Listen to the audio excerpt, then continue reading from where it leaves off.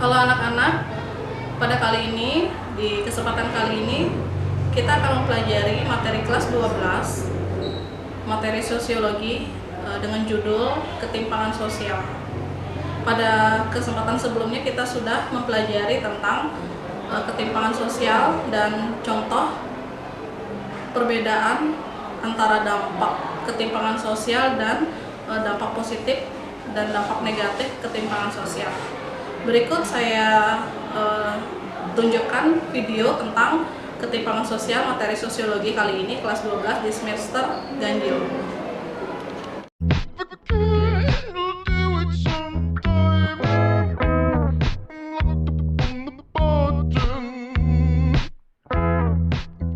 Assalamualaikum warahmatullahi wabarakatuh. Selamat pagi semuanya anak-anakku 12 IPS 1. Semoga hari ini kalian sehat selalu ya dan semangat karena sudah melewati ujian tengah semester ya. Jadi kali ini kita mempelajari materi baru yaitu bab 3 mengenai ketimpangan sosial sebagai dampak perubahan sosial di tengah globalisasi. Seperti yang kita tahu ya, di bab 1 kita sudah mempelajari mengenai perubahan sosial di masyarakat, kemudian membahas mengenai globalisasi dan perubahan di dalam komunitas lokal. Di bab 3 inilah yang menjadi berkesinambungan antara bab 1 dan bab 2, sehingga apa saja sih yang terjadi dalam ketimpangan sosial sebagai dampak perubahan di tengah globalisasi. Baik, dilanjutkan ya, disaksikan. Ya, mungkin sebelumnya ada yang sudah mengetahui apa sih itu ketimpangan sosial.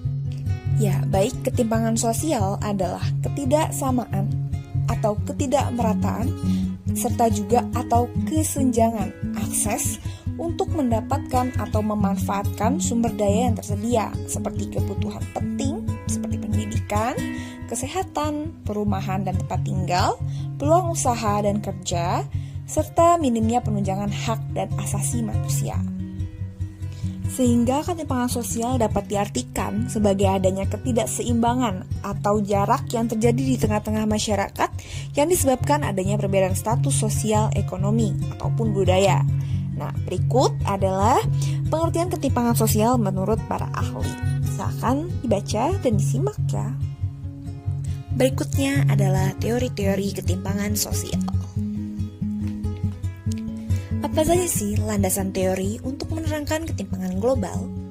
Yang pertama, ada teori kolonialisme, di mana teori kolonialisme ini adalah perspektif untuk menanamkan sebagian keuntungannya ke dalam persenjataan yang tangguh dan kapal yang cepat. Kemudian digunakan untuk menyerbu negara yang lemah untuk dijadikan koloninya.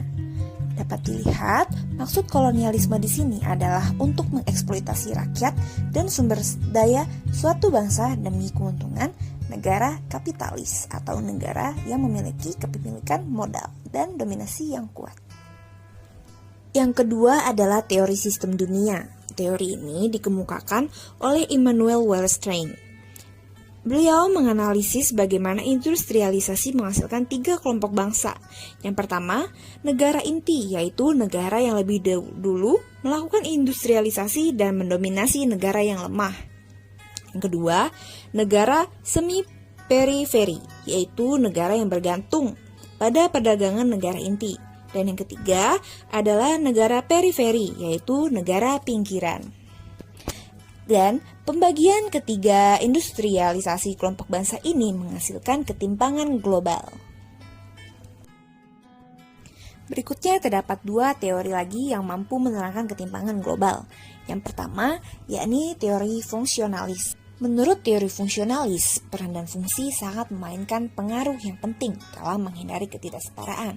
Oleh karena itu, bisa dilihat dalam gambar dikategorikan sebagai anggota tubuh yang dimana masing-masing fungsi tubuh itu perlu menjalankan peran dan fungsinya agar menghasilkan kesetaraan dan menghindari dari adanya ketimpangan atau ketidaksetaraan. Yang kedua adalah teori konflik. Dalam teori konflik ini menerangkan bahwa ketimpangan global dapat terjadi karena adanya struktur power and powerless. Power adalah anggota kelompok yang memiliki dominasi dan kekuasaan yang kuat, sementara powerless adalah mereka yang memiliki kelemahan ataupun kerentanan sehingga dapat diberdayakan oleh kekuasaan dan power yang lebih dominan sehingga dapat terjadilah ketimpangan. Itulah menurut teori konflik. Selanjutnya adalah faktor-faktor ketimpangan sosial. Penyebab faktor ketimpangan sosial ini terdiri dari faktor internal dan eksternal. Yang pertama, faktor internal. Faktor ini berasal dari dalam diri seseorang, seperti rendahnya kualitas diri seseorang adalah salah satu faktor internal. Ketimpangan dapat terjadi akibat dari nilai kebudayaan yang dianut, seperti apatis, menyerah pada nasib, tidak memiliki daya juang, tidak memiliki orientasi masa depan. Sehingga menurut penjelasan Lewis, kesenjangan dalam faktor ini muncul karena masyarakat terkungkung dalam kebudayaan kemiskinan. Selain faktor internal, terdapat juga faktor eksternal. Faktor eksternal ini merupakan faktor yang berasal dari luar diri seseorang. Faktor ini biasanya terjadi karena adanya birokrasi atau aturan hukum negara yang mengekang masyarakat sehingga mereka kesusahan dalam mengembangkan dirinya. Selain faktor internal dan eksternal, juga terdapat beberapa faktor lain, diantaranya 1. Kondisi demografis atau penduduk. 2. Kondisi pendidikan, ekonomi, dan kesehatan. 3. Kemiskinan seperti kurangnya lapangan pekerjaan. 4. Perbedaan status sosial dan ekonomi.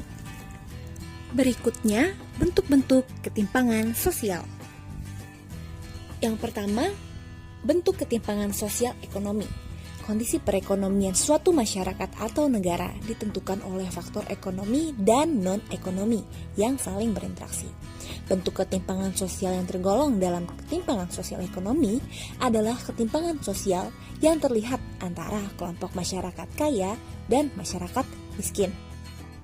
Kalian dapat melihat dalam ketiga gambar tersebut, yang dimana adanya ketimpangan atau kesenjangan antara kondisi gedung-gedung bertingkat, mewah dan megah sangat terlihat timpang dalam keadaan kondisi rumah yang kumuh atau pemukiman kumuh. Sehingga dapat terlihatlah antara ketimpangan kelompok masyarakat kaya dan masyarakat miskin. Yang kedua adalah bentuk ketimpangan antara pemilik modal dan buruh. Seperti yang sudah kita tahu, pemilik modal seringkali dianggap sebagai kapitalis atau anggota kelompok yang memiliki dominasi dan power yang kuat untuk memerdaya kaum buruh atau kaum proletar. Sehingga dalam hubungan dua antara pemilik modal dan buruh ini banyak adanya ketimpangan yang menyebabkan terjadinya eksploitasi buruh. Yang ketiga, ketimpangan pembangunan yang dipengaruhi oleh kebijakan pemerintahan. Dapat kita lihat dalam dua gambar yang sangat berbeda atau yang timpang, di mana terdapat anak kecil yang melihat gedung bertingkat dan megah, sementara ia hanya tinggal di daerah yang kumuh atau slum area.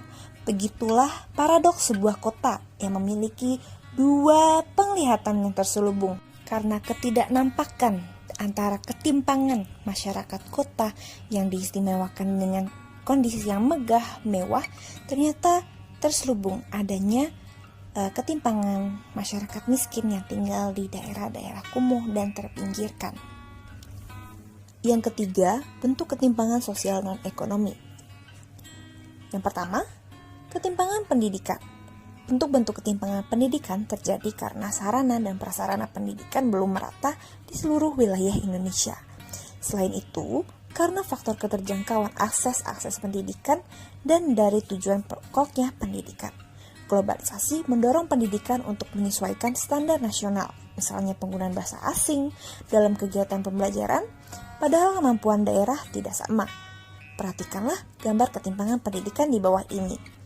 Pendidikan di desa terpencil masih menggunakan akses dan sarana yang sangat minim, sementara di dalam pendidikan kota sangat sudah terjangkau menggunakan berbasis komputer dan teknologi, sehingga menampilkan sebuah ketimpangan dalam dunia pendidikan. Yang kedua, ketimpangan antara budaya global dan budaya lokal. Ketimpangan budaya disebabkan masuknya budaya asing ke suatu negara merupakan suatu yang dianggap wajar sebagai akibat globalisasi dan modernisasi. Akibatnya, mengejalannya sikap individualisme dan menimbulkan sikap ketidakpedulian terhadap budaya lokal. Sehingga lunturnya kebudayaan lokal juga dipengaruhi berbagai faktor, seperti keengganan generasi muda untuk mempelajari budaya daerah dan kurangnya sosialisasi budaya daerah. Oleh karena itu, mulai diterapkannya ekstrakurikuler seperti tari tradisional Ratu Jaru atau Saman sebagai salah satu pelestarian budaya lokal. Untuk menghindari masuknya budaya asing seperti budaya K-pop yang dapat melunturkan budaya asli Indonesia. Bentuk ketimpangan yang terakhir adalah ketimpangan sosial di bidang kesehatan. Nampak kita jumpai dalam kehidupan di masyarakat sangat fenomena perlakuan yang tidak sama dalam bidang kesehatan. Dapat dilihat dalam foto yang sudah dilampirkan bahwa bidang kesehatan dalam masyarakat desa masih sangat timpang dengan masyarakat kota, di mana masyarakat desa masih sangat sulit untuk mendapatkan fasilitas kesehatan seperti obat-obatan, apalagi dalam penerimaan pelayanan kesehatan. Baik, sekian dari saya untuk penjelasan materi pada hari ini. Minggu depan akan kita lanjut pada pembahasan mengenai dampak-dampak ketimpangan sosial ya. Kurang lebihnya mohon maaf. Semoga ilmu yang telah saya berikan bisa bermanfaat dan dapat dipahami. Terima kasih. Wassalamualaikum warahmatullahi wabarakatuh. Ya, berdasarkan video yang telah kalian simak tadi, kalian sudah bisa mengetahui tentang faktor-faktor yang menyebabkan terjadinya ketimpangan sosial atau kesenjangan sosial. Bisa dilihat dari faktor pendidikan, dari faktor kekayaan, dari faktor lingkungan, dari faktor sosial, dan masih banyak lagi. Berikut Ibu akan memberikan kalian soal di Google Classroom. Silakan kalian cek Google Classroom kalian. Di situ ada beberapa soal dengan jumlah poin tentunya sudah langsung ada di sana. Jadi kerjakan sesuai dengan tenggat waktu yang telah ada di Google Classroom kalian. Silahkan dicek. Terima kasih. Demikianlah materi kelas 12 sosiologi kali ini yang berjudul tentang ketimpangan sosial. Oke, saya akhiri dengan Paramasanti. Om Santi Santi Santi Om.